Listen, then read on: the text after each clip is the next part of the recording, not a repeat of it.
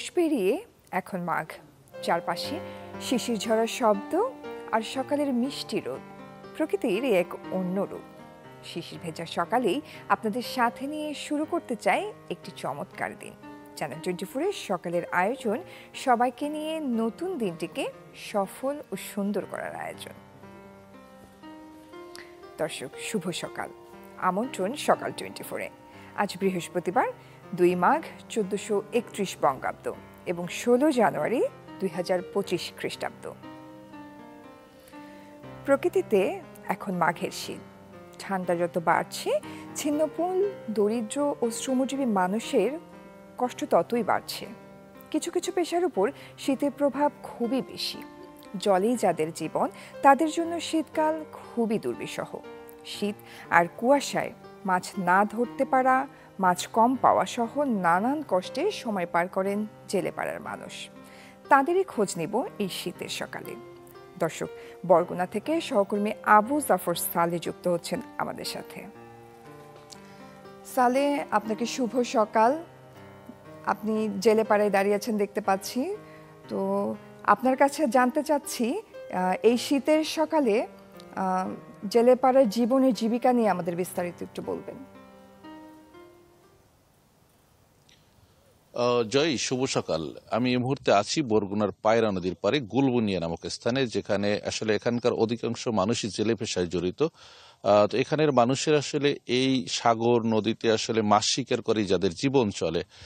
তো আসলে বর্তমানে যে তাদের আসলে যে কি অবস্থা, বা তাদের আসলে এই শীত, একদিকে মাছ না থাকা সাগর নদীতে, আবার বাজারের ঊর্ধ্বগতি, সব মিলিয়ে আসলে তারা কেমন আছেন সে বিষয়টি আমরা আসলে তাদের কাছ থেকে শুনতে চাচ্ছি। যে এখানে অনেক যারা জেলেরা নদীতে বা সাগরে মাছ শিকার করে যাদের জীবন চলে, এরকম অনেক জেলে উপস্থিত আছেন। আমি তাদের কাছ থেকে শুনতে চাচ্ছি যে আসলে এই মুহূর্তে আপনাদের সাগর নদীতে বা কি অবস্থা, মাছ কেমন মাছ পড়ে, কি অবস্থায় আপনারা আছেন যদি একটু জানান। এই মুহূর্তে আমাদের যে অবরোধের পর থেকে শীতের মৌসুম হওয়ার পর আমাদের এই পায়রা নদীতে মাছ থাকে না, থাকে কিন্তু এবছর নাই অবস্থায় আমাদের জেলেদের খুবই দুরবস্থা যাইতেছে। এগুলো বাজার ঊর্ধ্বগতি, তারপর হলে যে মাছ না পড়ার কারণে প্রত্যেকটা মানে জেলে অনেক ঋণ নিয়ে ক্ষতিগ্রস্ত অবস্থায়, মানে ঋণ নিয়ে জীবনযাপন কাটাইতেছে। কিন্তু তো আমি আসলে আরেকজন জেলের কাছ থেকে জানতে চাচ্ছি, আসলে তো এখন প্রচন্ড শীত, বা এই শীতেও আপনারা আসলে কিভাবে সাগর নদীতে আসলে মাছ শিকার করেন, সেক্ষেত্রে আসলে আপনাদের কোনো সমস্যা হচ্ছে কিনা? পেটের দায়ে আমরা শীত মানি না, সারা রাত দিন 24 ঘন্টায় নদীতে আমরা মাছ শিকার করি। মাছের সংখ্যা খুবই কম, এজন্য আর কি 24 ঘন্টায় নদীতে থাকতে হয়। তো আমি যদি আর একজন জেলের কাছে আসলে জানতে চাই যে আসলে আপনাদের যখন মাছ থাকে না সাগরে, তখন আপনারা কিভাবে চলেন, আপনাদের সংসার কিভাবে চলে যদি একটু বলেন। মানে আমাদের সংসার চলে, আমরা কিস্তি বাদা নামাই কিংবা লোন নামাই, নিয়ে ওইগুলো নামাই টামাই আমরা সংসারবাদী চালাই। এছাড়া আমাদের কোনো আর ইনকাম নাই। এই আমাদের ইনকামই নদীতে মাছ না থাকলে আমাদের আর কিছু করার নেই। আসলে জয়, আপনি আসলে শুনলেন যে আসলে এই যে বরগুনার, আমি যদি বলি যে বরগুনার প্রায় কাঠদারি 45,000 জেলে আছে, যারা আসলে তাদের যে বছরের তাদের অধিকাংশ সময় কিন্তু এই যে সাগর নদীতে মাছ শিকার করে যাদের পরিবার পরিজন নিয়ে চলতে হয়। কিন্তু আসলে যখন সাগর বা নদীতে মাছ থাকে না, তখন কিন্তু তাদের সংসার, পরিবার পরিজন নিয়ে চলতে খুবই কষ্ট হয়। এবং যেটা হচ্ছে যে ঋণের যে বোঝা, তারা এই ঋণের বোঝা কিন্তু কখনো কাটিয়ে উঠতে পারেন না। অর্থাৎ এই যে ঋণ একের পর এক আস্তে আস্তে আস্তে আস্তে তারা কিন্তু ঋণের বোঝায় তারা আসলে জর্জরিত হয়, একসময় কিন্তু এই পেশা ছেড়ে এলাকাও ছেড়ে যান। আমি এ বিষয়ে মৎস্যজীবীদের সাথে কথা বলেছি, যে মৎস্যজীবী নেতারা যেটি বলেছেন যে আসলে গত কয়েক বছরে আসলে এরকম সাগর নদীতে যে মাছ না থাকায়, বা সেরকম পর্যাপ্ত মাছ না পাওয়ায়, কাঙ্ক্ষিত যে মাছ না পাওয়ার কারণে আসলে এই পেশাও কিন্তু অনেকে ছেড়ে দিয়েছেন। অর্থাৎ তারা কিন্তু এই পেশা ছেড়ে এখন এলাকা ছেড়েও তারা রাজধানী ঢাকা সহ বিভিন্ন এলাকায় তারা আসলে যুক্ত হচ্ছেন কাজে।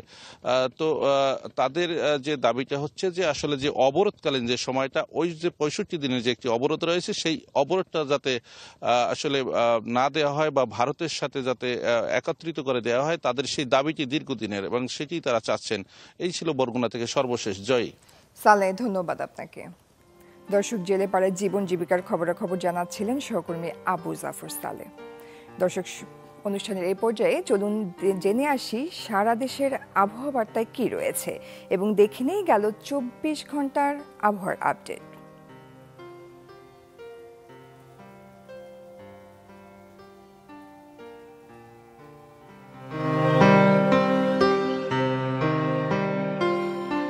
ঢাকায় সর্বোচ্চ তাপমাত্রা রেকর্ড করা হয়েছে 27 ডিগ্রি সেলসিয়াস এবং সর্বনিম্ন তাপমাত্রা ছিল 17 ডিগ্রি সেলসিয়াস। রাজশাহীতে 22.8 ডিগ্রি সেলসিয়াসে সর্বোচ্চ তাপমাত্রা রেকর্ড করা হয়, আর 12.5 ডিগ্রি সেলসিয়াস ছিল সর্বনিম্ন তাপমাত্রা। 25.8 ডিগ্রি সেলসিয়াস সর্বোচ্চ তাপমাত্রা রেকর্ড করা হয়েছে এবং 13.6 ডিগ্রি সেলসিয়াস তাপমাত্রা ছিল সর্বনিম্ন রংপুরে। 27.7 ডিগ্রি সেলসিয়াস সর্বোচ্চ তাপমাত্রা রেকর্ড করা হয় ময়মনসিংহে, আর সর্বনিম্ন তাপমাত্রা রেকর্ড করা হয় 13.4 ডিগ্রি সেলসিয়াস। সিলেটে সর্বোচ্চ তাপমাত্রা ছিল 27.8 ডিগ্রি সেলসিয়াস এবং সর্বনিম্ন তাপমাত্রা ছিল 14.6 ডিগ্রি সেলসিয়াস। 28 ডিগ্রি সেলসিয়াস তাপমাত্রা রেকর্ড করা হয় সর্বোচ্চ চট্টগ্রামে এবং 16.2 ডিগ্রি সেলসিয়াস সর্বনিম্ন তাপমাত্রা রেকর্ড করা হয়েছে সেখানে। খুলনায় সর্বোচ্চ তাপমাত্রা ছিল 27 ডিগ্রি সেলসিয়াস এবং সর্বনিম্ন তাপমাত্রা 13.8 ডিগ্রি সেলসিয়াস। বরিশালে সর্বনিম্ন তাপমাত্রা ছিল 14 ডিগ্রি সেলসিয়াস এবং সর্বোচ্চ তাপমাত্রা রেকর্ড করা হয়েছে 26.8 ডিগ্রি সেলসিয়াস। দেশের সর্বনিম্ন তাপমাত্রা তেঁতুলিয়ায় 9.5 ডিগ্রি সেলসিয়াস। দেশের সর্বোচ্চ তাপমাত্রা টেকনাফে 30.8 ডিগ্রি সেলসিয়াস। শেষ রাত থেকে সকাল পর্যন্ত কিছু কিছু জায়গায় হালকা থেকে মাঝারি ধরনের কুয়াশা পড়তে পারে। আজ অস্থায়ীভাবে আংশিক মেঘলা আকাশ সহ সারা দেশের আবহাওয়া শুষ্ক থাকতে পারে। সারা দেশে রাতের তাপমাত্রা সামান্য বৃদ্ধি পেতে পারে ও দিনের তাপমাত্রা সামান্য হ্রাস পেতে পারে। দর্শক, আবহাওয়া পরিস্থিতি জানছিলাম। এই সকালেই ঝিনাইদহের শীত পরিস্থিতি জেনে নিব আমরা। সেই সাথে ঝিনাইদহ জেলা শীতের মৌসুমে ফুলের চাষেও রঙিন হয়ে ওঠে। ফুলের চাষ নিয়ে জানবো ঝিনাইদহ থেকে। সেই বিষয়ে বিস্তারিত জানাতে আমাদের সাথে সরাসরি যুক্ত হচ্ছেন সহকর্মী সাদ্দাম হোসেন। চলে যাচ্ছে সাদ্দামের কাছে। সাদ্দাম, আপনাকে শুভ সকাল। ঝিনাইদহ থেকে শীত পরিস্থিতি আমাদেরকে জানাবেন। সেই সাথে আমরা জানি ঝিনাইদহে ফুলের চাষ হয়, শীতের এই সময় ফুল চাষের বিস্তারিত খবরাখবরও জানাবেন। আপনাকে শুভ সকাল। আসলে দক্ষিণ পশ্চিমাঞ্চলের এই সীমান্তবর্তী জেলায় বরাবরের মতোই কিন্তু এবারও শীতের তীব্রতা ছিল। তবে গত কয়েকদিনের তুলনায় কিন্তু এখন শীতের তীব্রতা কমেছে বলে ধারণা করা হচ্ছে এবং সেই আগের কয়েকদিনের আগের মতো কিন্তু সেই অনুভূত শীতের সেই অনুভূত আর নেই। তবে আমরা পার্শ্ববর্তী জেলা চুয়াডাঙ্গার আবহাওয়া অফিস থেকে সকালে জেনেছি যে সকাল 6টায় তাপমাত্রা রেকর্ড করা হয়েছে 11.8 ডিগ্রি সেলসিয়াস এবং বাতাসে আর্দ্রতা রয়েছে 95% এবং সকালের দিকে কিন্তু ঘন কুয়াশা থাকলেও 8টার পরে কিন্তু সূর্যের দেখা মিলেছে, ফলে কিন্তু সেই ঘন কুয়াশা কেটে গেছে এবং মাঠে কিন্তু যে কুয়াশাচ্ছন্ন পরিবেশ ছিল সেটি কিন্তু এখন দেখা যাচ্ছে না। আর এই শীতের কারণে কিন্তু যে জেলা প্রশাসনের পক্ষ থেকে কিন্তু যে শীতের যে শীতার্তদের যে বস্ত্র বিতরণ সেটি কিন্তু তারা করেছে। এবং আরেকটা বিষয় যে জানেন যে ঝিনাইদহ কিন্তু ফুলের যে চাষ সেটি কিন্তু বরাবরই ব্যাপক ফুলের চাষ হয়ে থাকে, এবারও কিন্তু তার ব্যতিক্রম নয়। বিশেষ করে ঝিনাইদহের গাঁদা ফুলটা সেটি কিন্তু দেশের বিভিন্ন জেলায় কিন্তু পাঠানো হয়ে থাকে এবং সামনে যে 21শে ফেব্রুয়ারি বিশ্ব ভালোবাসা দিবস এবং যে 26শে মার্চ এই উপলক্ষে কিন্তু কৃষকরা কিন্তু এই ফুল চাষে ব্যাপক তারা পরিচর্যায় ব্যস্ত সময় পার করছে। আমরা কিন্তু সকালে এসে দেখছি যে মাঠে কিন্তু কৃষকরা এই ফুল চাষের যে পরিচর্যা সেই কাজ তারা করছেন। এবং এছাড়াও এই গাঁদা ফুলের পাশাপাশি কিন্তু জারবেরা, গ্ল্যাডিওলাস, এছাড়া যে গোলাপ রয়েছে, চন্দ্রমল্লিকা, এরকম বিভিন্ন ধরনের ফুলের আবাদ কিন্তু এই ঝিনাইদহ হয়ে থাকে। তো আসলে যে ফুলের যে গত ডিসেম্বরেও কিন্তু প্রায় 16 কোটি টাকার ফুল এই ঝিনাইদহের যে বাজার রয়েছে, ফুলের বাজার, সেখানে বিক্রি হয়েছে। তো এবারও কিন্তু কৃষি বিভাগের পক্ষ থেকে তারা বলছেন যে এবারও কৃষকরা কিন্তু ফুলে লাভবান হবেন বলে তারা আশা করছেন, এবং সেই সাথে প্রায় বেশ কয়েক কোটি টাকার ফুল বিক্রি হবে এবং এমন আশাও কিন্তু তারা করছেন।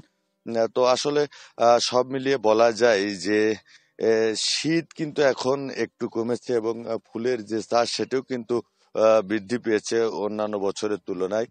তো শীত এবং ফুলের সর্বশেষে যে খবর সেটি কিন্তু এটি ছিল। জয়ী, সাদ্দাম, ধন্যবাদ আপনাকে। দর্শক, সাদ্দাম হোসেনের কাছ থেকে শীত এবং ফুল চাষের খবরাখবর জানছিলাম। অনুষ্ঠানের এ পর্যায়ে চলুন দর্শক দেখে আসি দেশের প্রধান দৈনিকগুলোর সংবাদ শিরোনামগুলো। শুরুতেই আমার হাতে রয়েছে সমকাল। আকাঙ্ক্ষা পূরণের সুপারিশ, সংবিধান সংশোধনে লাগবে গণভোট। বলা হয় সংবিধান সংস্কারে বলা হচ্ছে গণপ্রজাতন্ত্রীর পরিবর্তে গণপ্রজাতন্ত্রী বাংলাদেশ, জনগণতন্ত্রী বাংলাদেশ এবং প্রার্থী হওয়ার বয়স 25 থেকে কমিয়ে 21। তত্ত্বাবধায়ক সরকারের প্রধান উপদেষ্টা ঠিক করবে কাউন্সিল, 70 অনুচ্ছেদ শিথিল, 505 আসনের 2 কক্ষের সংসদ, ধর্মনিরপেক্ষতার পরিবর্তে বহুত্ববাদ, ভারসাম্য আনতে প্রধানমন্ত্রীর ক্ষমতা হ্রাস, রাষ্ট্রপতি ও সংসদের মেয়াদ 4 বছর। পাশে আরেকটি সংবাদ শিরোনাম দেখতে পাচ্ছি, গ্রাফিতি ঘিরে কর্মসূচি, হামলায় আহত হয়েছেন 33 জন। আদিবাসী প্রসঙ্গে বলা হচ্ছে বিভিন্ন সংগঠনের নিন্দা প্রতিবাদ, পরিস্থিতি নিয়ন্ত্রণে সক্রিয় ছিল পুলিশ, ডিএমপি। দর্শক, এই ছিল সমকালে। এরপরে আমরা চলে যাচ্ছি প্রথম আলোতে। প্রথম আলোতে শুরুতে দেখতে পাচ্ছি এক ব্যক্তি দুবারের বেশি প্রধানমন্ত্রী নয়। উল্লেখযোগ্য সুপারিশগুলো হচ্ছে, এর আগের পত্রিকাতেই দেখছিলাম সেই একই জিনিসগুলো দর্শক। এরপরেই আছে আরেকটি সংবাদ শিরোনাম দেখতে পাচ্ছি, ট্রাইব্যুনালে সাজা হলে প্রার্থিতা নয়, দলের পদও থাকবে না। 2018 সালের জালিয়াতি নির্বাচনের দায় নিরূপণে বিশেষ তদন্ত কমিশন গঠনের সুপারিশ, কোনো আসনে 40% ভোট না পড়লে পুনর্নির্বাচনের প্রস্তাব, এবার জাতীয় নির্বাচনের আগে স্থানীয় নির্বাচন আয়োজনের পরামর্শ। দর্শক, এই ছিল প্রথম আলোতে। এরপরে আমার হাতে আছে কালের কণ্ঠ। দেখতে পাচ্ছি এখানে IMF এর শর্তে বাড়ছে খেলাপি ঋণ, খেলাপি না হতে 6 মাস সময় চান ব্যবসায়ীরা। নানা কারণে ব্যবসা উদ্যোগে মন্দা, ভ্যাট ট্যাক্সেও চাপে ব্যবসায়ীরা, বিক্রি কমায় ঋণের কিস্তি শোধে বিলম্ব হচ্ছে, খরচ বাড়ায় অনেকে ব্যবসা বন্ধের নীতিও চাচ্ছেন। এরপরে আমরা আরেকটি সংবাদ শিরোনাম দেখতে পাচ্ছি, তোপের মুখে ব্রিটিশ প্রধানমন্ত্রীও, পদত্যাগে জুলুপের সব শেষ হয়ে যায়নি। দর্শক, এই ছিল কালের কণ্ঠে। এরপরে আমার হাতে আছে দৈনিক ইত্তেফাক। ইত্তেফাকের শুরুতেই দেখতে পাচ্ছি সংস্কার কমিশনের প্রতিবেদনের সুপারিশ নিয়ে একটি শিরোনাম, সংসদের মেয়াদ 4 বছর, ধর্ম নিরপেক্ষতা সহ 3 মূলনীতি ও বাঙালিবাদ।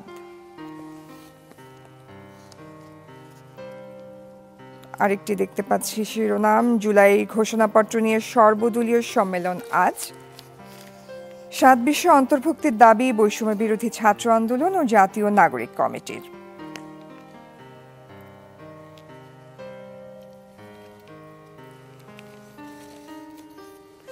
দর্শক, আরেকটি শিরোনাম দেখতে পাচ্ছি, পুলিশের বল প্রয়োগে সীমা নির্ধারণ সহ 22টি আইনের সংশোধন।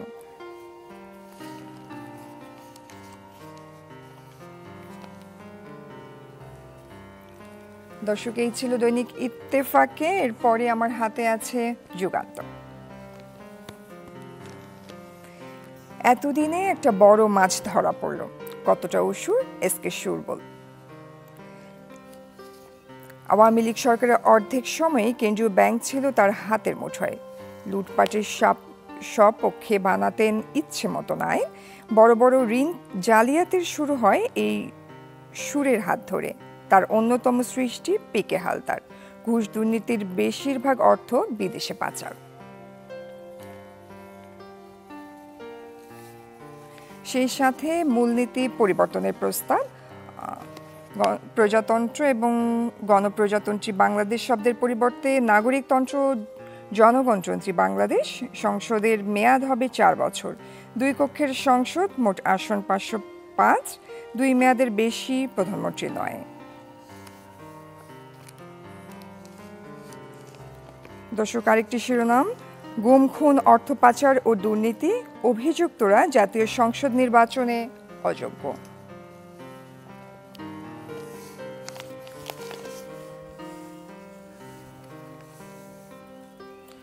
দর্শক, সেই সাথে আরেকটি শিরোনাম, মোবাইল রেস্টুরেন্ট ওষুধের ভ্যাট কমছে, সে বিষয়টি নিয়ে বলা হয়েছে এখানে। জিয়া অরফানেজ ট্রাস্ট দুর্নীতি মামলা নিয়ে আরেকটি শিরোনাম, খালেদা জিয়া ও তারেক রহমান খালাস। দর্শক, এই ছিল যুগান্তরে, এই ছিল প্রধান দৈনিকগুলোর সংবাদ শিরোনাম। দর্শক, অনুষ্ঠানের এই পর্যায়ে সকাল 24-এ নিচ্ছি একটা বিরতি, ফিরছি একটু পরে, সাথে থাকুন।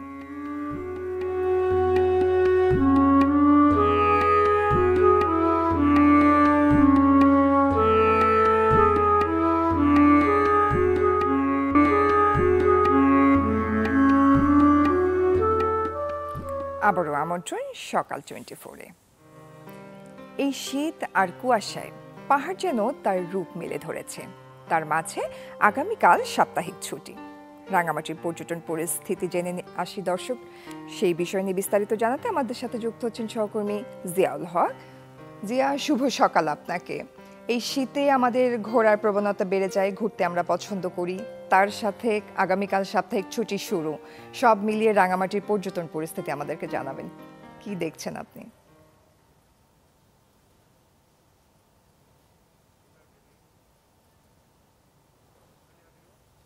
গরম এবং শীতকালে এই 3টি মৌসুমের মধ্যে পর্যটকরা সবচেয়ে বেশি শীত মৌসুমটাকে ঘোরাফেরার জন্য সবচেয়ে বেশি পছন্দ করেন এবং এই সময়টা থেকে বিভিন্ন জায়গায় তারা ঘুরতেও যান।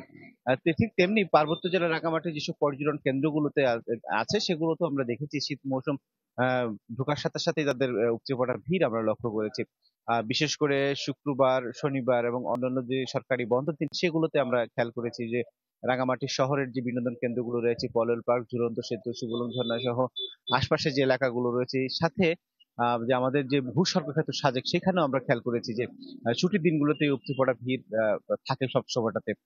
যেহেতু আগামীকাল সাপ্তাহিক ছুটি রয়েছে শুক্রবার, আমরা কথা বলার চেষ্টা করেছিলাম এখানকার যে হোটেল মোটেল ব্যবসায়ী আছে, তারা বলছেন যে আগামীকাল উপলক্ষে গত কয়েক সপ্তাহ তুলনায় এই সপ্তাহে কিছুটা পর্যটক বুকিং তারা কম পেয়েছে বলে তারা আমাদেরকে জানিয়েছেন। তারা বলছেন যেহেতু স্কুল খুলে গেছে এটি একটি অন্যতম কারণ তারা বলছেন। একই সাথে নতুন করে আসলে ব্যবসায়ীরা মধ্যে আছেন যে ভ্যাট যুক্ত হয়েছে, ভ্যাটের কারণে এটি নিয়ে আসলে পর্যটকদের সাথে হোটেল ব্যবসায়ীদের সাথে একটু বাকবিতণ্ডা হচ্ছে বলে তারা আমাদেরকে জানিয়েছেন। এটি একটি সমাধান না হওয়া পর্যন্ত আসলে পর্যটকরা হোটেলে থাকার বিমুখতা তৈরি হতে পারে বলে তারা মানে অভিযোগ করছেন, বলছেন যে এই বাড়তি ভ্যাটের কারণে পর্যটকরা আসলে হোটেলে থাকবেন কিনা বা ভ্রমণের ব্যাপারে সবকিছু মিলিয়ে একটা নেতিবাচক প্রভাব পড়তে পারে বলে মনে করছেন। এবং এই একই সাথে যদি আমি দেখেছি যে যারা আমি যে এইখানে দাঁড়িয়ে আছি সেটি হচ্ছে একটি পর্যটকদের নামার একটি কেন্দ্র, যে ঢাকা থেকে যে দূর দূরান্ত থেকে বাসগুলো আছে সেগুলো এই দোয়েল চত্বর এলাকাতে তারা প্রথমেই নামেন। আমরা খেয়াল করেছি, আমি এখানে আসার পরে দেখেছি অনেক পর্যটকই সেখানে সকালবেলা নেমেছেন এবং তারা বিভিন্ন হোটেলগুলোতে যাচ্ছেন এবং হোটেলগুলো বলছেন যে পর্যটকদের যেসব সুবিধা দেওয়ার দরকার সবকিছু এখানে ব্যবস্থা রাখা হয়েছে। এবং তারা পর্যটকরা বলছেন যে রাঙামাটির এই রূপ আসলে শীতেই সবচেয়ে বেশি উপভোগ করা যায় এবং যে টুরিস্ট পুলিশের পক্ষ থেকে বলা হয়েছে যে টুরিস্টদের নিরাপত্তায় সব ধরনের প্রস্তুতি তাদের রয়েছে এবং জেলা পুলিশের পাশাপাশি সাদা পোশাকে গোয়েন্দা পুলিশ কাজ করে যাচ্ছে বলে জানিয়েছেন। জয়জি, এই ছিল রাঙামাটি থেকে পর্যটন সংশ্লিষ্ট সবশেষ তথ্য আমার কাছে। জিয়া, ধন্যবাদ আপনাকে। দর্শক, রাঙামাটির পর্যটন পরিস্থিতির খবরাখবর জানছিলাম। এবার একটি ভিন্ন স্বাদের খবর জানাবো আপনাদের। ধানের জমিতে শুয়ে আছে হিংস্র ড্রাগন, বিড়াল আর কুকুর। ফুটিয়ে তোলা হয়েছে বিভিন্ন ধরনের রঙিন ধান গাছে। উত্তর থাইল্যান্ডে আলোড়ন তুলেছে এমনই এক শিল্পকর্ম। উদ্যোক্তা বলছেন, বিজ্ঞানের সাথে সৃজনশীলতার নতুনত্ব আমার চেষ্টায় এই কাজ, যা ভূমিকা রাখবে কৃষির পুনরুজ্জীবনে। বিস্তীর্ণ মাঠ জুড়ে শোভা পাচ্ছে লাল রঙের হিংস্র ড্রাগন, বিড়াল আর আটকে পড়া কুকুরের ছবি। উত্তর থাইল্যান্ডের ধানি জমিতে দেখা যাচ্ছে এই দৃশ্য ফুটিয়ে তুলেছেন খণ্ডকালীন কৃষক তানিয়াপং জাইখাম। কারখানা কর্মী থেকে শিল্পী বনে যাওয়া এই কৃষক বলছেন, এ কাজে উৎসাহ দিয়েছে গেল সেপ্টেম্বরের ভয়াবহ বন্যা। বন্যায় ক্ষতিগ্রস্ত মানুষের অসহায়ত্ব দেখেছি, তাই সমস্ত দুঃসংবাদ পেছনে ফেলে এগিয়ে যাওয়ার লক্ষ্যে আশার প্রতীক হিসেবে ঐতিহ্যবাহী ড্রাগন ও বিড়াল দেবতার ছবি ফুটিয়ে তুলেছি।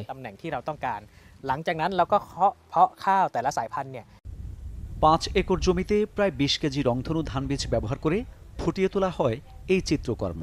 নিখুঁত করতে সাহায্য নেওয়া হয় জিপিএস ও তথ্য প্রযুক্তির। ডিসেম্বরে উন্মুক্ত করে দেওয়ার পর ধানি জমির এই শিল্পকর্ম দেখতে ভিড় করছেন নানা শ্রেণী পেশার মানুষ। বলছেন, গেল বন্যায় ক্ষয়ক্ষতির পরিস্থিতি মনে করিয়ে দিচ্ছে এই চিত্রকর্ম। ওই সময় আমরা একেবারেই বেকার হয়ে পড়ি, আমাদের কিছুই ছিল না, সবকিছু ছিল সাগরের মতো। ড্রাগন আমার খুব প্রিয়, আমি ড্রাগনকে ভালোবাসি। আপনি যদি খুঁটিনাটি দেখেন, আঁশ, নখ, ড্রাগনের মুখ সবই বিভিন্ন রং এবং বিভিন্ন ধরনের ধানের গাছ দিয়ে তৈরি। জাপানের টেম্বো থেকে অনুপ্রাণিত হয়ে তৈরি করা হয় এই শিল্পকর্ম, যা উন্মুক্ত থাকবে আগামী ফেব্রুয়ারি পর্যন্ত। মামুন উর রশিদ, চ্যানেল 24। দর্শক, আজকের আয়োজনের প্রায় শেষ পর্যায়ে চলে এসেছি, কিন্তু জন্মদিনের শুভেচ্ছা তো না জানালেই নয়। আজকে যাদের জন্মদিন তাদের সবাইকে জানাই শুভ জন্মদিন। আর বিশেষ কোন কোন ব্যক্তিদের আজকে জন্মদিন সেটি দেখে আসবো আমরা। 1855 সালের এই দিনে জন্মগ্রহণ করেন বাঙালি স্বভাবকবি গোবিন্দচন্দ্র দাস। তিনি রবীন্দ্রনাথের সমসাময়িক কবিদের মধ্যে একজন। বেদনা ও অপমান তার কাব্যের প্রধান সুর। তার আন্তরিকতা ও স্পষ্টতার জন্য তিনি স্বভাবকবি আখ্যা পেয়েছেন। গীতার কাব্যানুবাদও তিনি করেছেন। 1874 সালের এই দিনে জন্মগ্রহণ করেন কানাডীয় কবি রবার্ট সার্ভিস। তাকে ইউকনের চারণ কবি বলে অভিহিত করা হয়ে থাকে। কানাডার উত্তরাঞ্চলের পটভূমিতে লেখা বিভিন্ন সাহিত্য কর্মের জন্য তিনি বিখ্যাত। ইউকনের পটভূমিতে লেখা কবিতা ছাড়াও সার্ভিস দক্ষিণ আফ্রিকা, আফগানিস্তান এবং নিউজিল্যান্ডের পটভূমিতে কবিতা লিখেছিলেন। 1933 সালের এই দিনে জন্মগ্রহণ করেন আমেরিকান লেখক ও সমালোচক সুসান লি সোনটাগ। তিনি মূলত প্রবন্ধ লিখেছেন, তবে উপন্যাসেও দখল ছিল তার। 1964 সালে তার প্রথম প্রধান কাজ নোটস অন ক্যাম্পের প্রবন্ধ প্রকাশ করেন। তিনি সাহিত্য, ফটোগ্রাফি এবং মিডিয়া, সংস্কৃতি, এইডস এবং অসুস্থতা, যুদ্ধ, মানবাধিকার সাথে বাম রাজনীতি সম্পর্কে ব্যাপকভাবে লিখেছেন। 1974 সালের এই দিনে জন্মগ্রহণ করেন ব্রিটিশ মডেল ক্যাথরিন অ্যান মস।